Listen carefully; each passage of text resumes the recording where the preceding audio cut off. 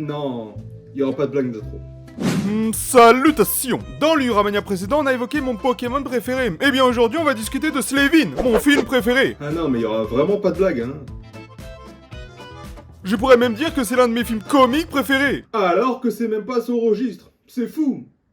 C'est excellent. C'est magnifique. C'est splendide. Slavin est un film sorti en 2006. Oui, la même année que le premier OSS 117. Cette information est-elle utile? Oui.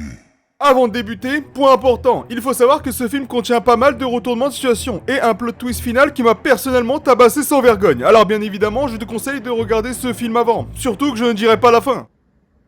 Non, toujours pas de blague.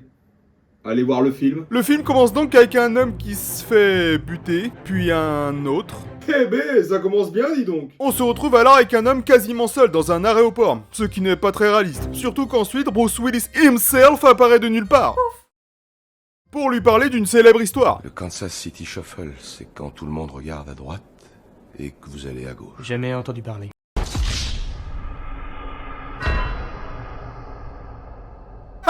Malheureusement, le pauvre Bruce a tellement été attristé par ce giga flop qu'il a sauvagement tué l'homme. Eh ben, heureusement qu'il fait pas de podcast sur les profs. Ou alors s'appelait... Kevin... En vérité, l'histoire qu'il a racontée est celle du petit Maxou, un jeune adulte fauché qui a eu vent d'une rumeur sur un cheval qui allait être dopé lors d'une course. Il a donc misé une somme qu'il n'avait absolument pas. Malencontreusement, le cheval chute comme par magie juste avant la ligne d'arrivée, ce qui fait que Maxou est déjà opéré. Les bandits lui ont déjà pris sa voiture et son fils. Waouh, c'est qu'ils sont efficaces. Ces bandits. Ainsi, le pauvre Maxou et toute sa famille se feront buter pour servir d'exemple. Et ouais les gars, les paris sportifs c'est vraiment dangereux. Bref, on retrouve alors un mec au nez pété qui se fait interrompre par une personne qui toque à la porte plus fort qu'un huissier cherchant sa part du butin. C'est dire. C'est alors qu'on fait la connaissance de Lindsay, la voisine de palier, pensant trouver un certain Nick Fisher. Mais c'est qui lui alors? Lui, c'est... Michel Drucker. Non, lui c'est Slavin, et il va nous expliquer pourquoi il a le nez pété. Tout débuta lorsqu'il se fait virer de son travail. Dur. À peine rentra-t-il chez lui, qu'il apprit que des termites géants ont condamné son immeuble, le rendant sans domicile fixe. Oh, c'est chaud. Slavin se rendit donc chez sa petite amie, mais il s'avère que... Notre bout en train s'en alla alors à New York, et il se fera agresser dans la rue, d'où le nez pété. Ah ouais. Chienne de vie. Mais n'empêche que Lindsay voulait voir Nick Fisher, le propriétaire de cet appartement. Alors une enquête commença pour savoir où se trouve ce petit con de Nick. En vain. Cependant, elle revient et oh, on dirait le début d'un mauvais film pour adultes. Oh merde. Elle repart donc, mais toque une nouvelle fois. Décidément, elle en veut. Wow, ok. Waouh, ce qu'elle a changé, dis donc, c'est que le monde va plutôt vite. En vérité, ces deux hommes, dont un ressemblant un peu trop à Cortex, Cortez 91. sont des soldats du boss, et c'est là qu'on comprend que ce film est dans une autre dimension, de par ses répliques légendaires. Le boss. Ah, qui est le boss? Le gars pour qui on bosse. Ha ha ha. Donc du coup, ces deux hommes sont là pour ramener Slavin voir le boss, car ils le prennent pour Nick Fisher. En même temps, il est dans son appartement. Vous allez pas le croire, mais je me suis fait voler mon portefeuille ce matin et... Écoute, dis ça à un unijambiste, mec. Comme ça lui fera une belle jambe pour courir.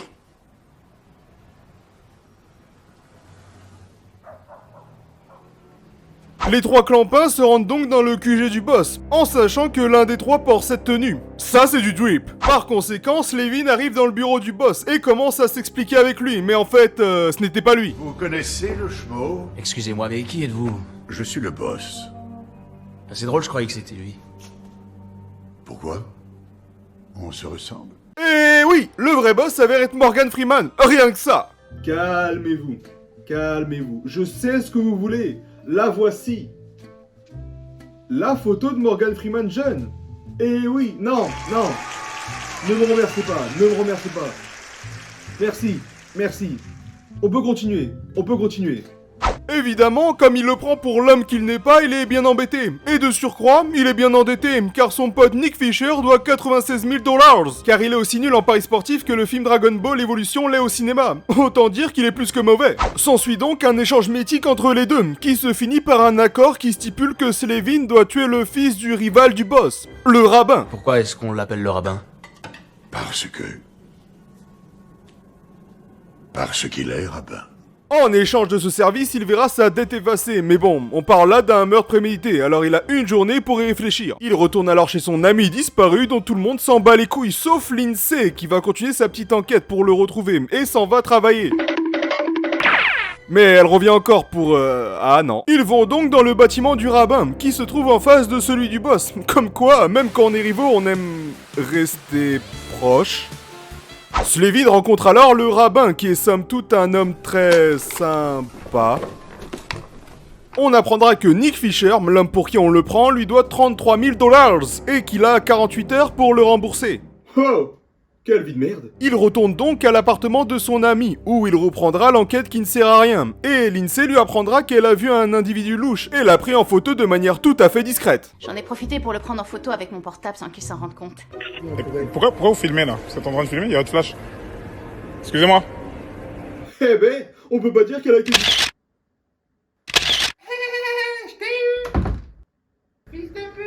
Dans l'impasse de trouver une solution à ses problèmes, Slevin décide d'accepter la mission de tuer Itzhak la folle. Pose pas de questions, y aura pas de réponse. Slevin a donc 3 jours pour s'affranchir de sa basse besogne, d'autant plus qu'on lui apprend qu'Itzhak a des anciens militaires comme garde du corps, qui sont constamment à ses côtés, et qui sont appelés dès qu'il touche son étoile de David. Autant dire qu'une erreur et c'est fichu. Oh non, tu n'as pas...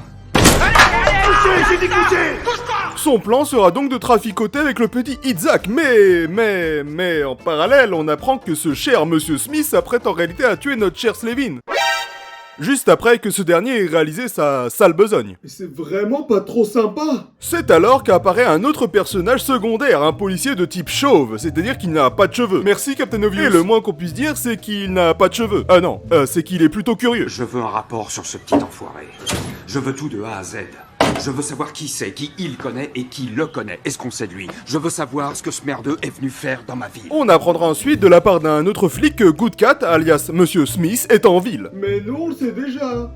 Eh oui. De leur côté, Lindsay s'en va expliquer à Slevin ses hypothèses pour connaître le fin mot de l'histoire, en admettant que le responsable de tout cela n'est nul autre que Nick Fisher. Mais étant donné qu'il reste plus d'une trentaine de minutes au film, on va supposer que ce n'est pas la vraie histoire. Tant pis. Michel Tampi, cousin de David Goodenough. Plus tard dans la soirée, les deux se retrouveront dans un restaurant, mais ce n'est pas ce que vous croyez. Non, Slevin est là pour pister la folle. Pour l'approcher, il a l'idée de le suivre aux toilettes, afin de lui proposer un rendez-vous dans son appartement. Mais ils se connaissaient même pas il y a quelques secondes. Eh bien, c'est qu'il porte bien son surnom. On apprendra également que Slevin aura une brève altercation avec le flic chauve, de type très chauve. Écoutez monsieur, je veux pas que vous le preniez mal, mais... Je suis pas chauve. Et moi, je suis... Chauve. Je vous rassure, Je ne serai jamais chauve. Je te fais surveiller. Ensuite, entre Lindsay et Slevin se passent des choses que je ne peux mentionner ici. Ça baise. Alors qu'il voulait acheter des petites chouquettes, Slevin se fera alpaguer par la police et dévoilera qu'il se nomme Slevin Kelevra, puis il le relâche. Donc il va retourner voir Lindsay car ici... Ça baise. Quelque temps après, les soldats du boss viendront le voir pour l'emmener au rendez-vous avec Itzhak la folle, ce qui nous amène au climax du film.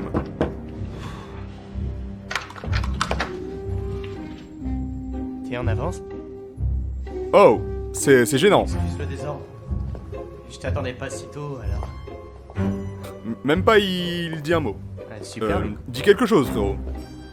Tu veux un verre de vin? Oh là là, c'est très le malaise. Ça va pas? il y a un mec qui veut te tuer. Qui donc?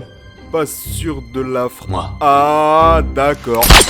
Eh ben, la folle s'est fait trucider. Évidemment, comme prévu, Monsieur Smith à la Good Cat approche pour finir le travail qui lui a été confié. Et fin. Mais non.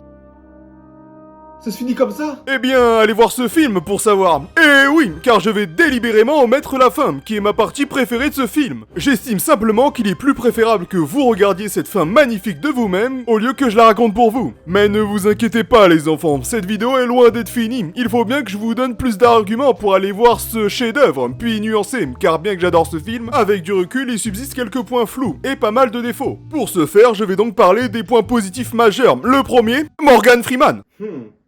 C'est vrai que c'est convaincant. Morgan Freeman est la voix de Benoît Alman. Mais oui, naturellement, c'est vrai.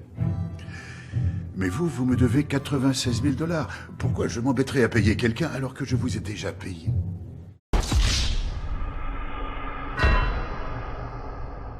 une véritable mélodie. Et on n'oublie pas la présence de Bruce, avec des cheveux s'il vous plaît. Je ne suis pas chauve. Sinon, pour moi, le vrai point positif majeur, c'est véritablement l'ambiance de ce film. Ce côté calme apporté par une musique sobre, donnant l'impression que ce film glisse tel Mario dans Super Mario 64. Enfin, écoutez juste cette musique fabuleuse.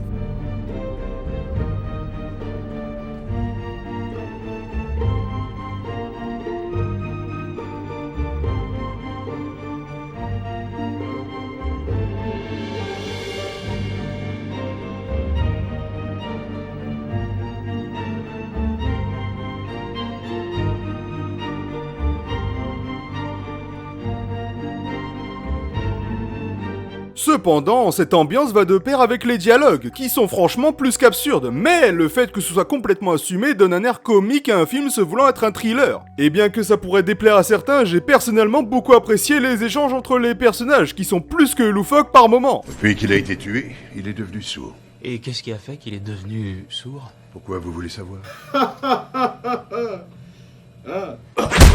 Dis une autre belle connerie et je te pète ton putain de nez. Tu comprends le sens de ces mots?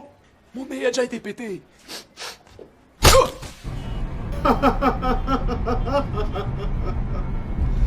Je te jure, c'est un accident.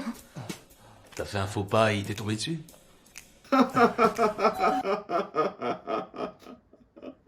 Je vais dire ce qu'un mec qui a 2 pénis répondrait à son tailleur s'il lui demandait s'il le porte à droite ou à gauche. Et c'est quoi?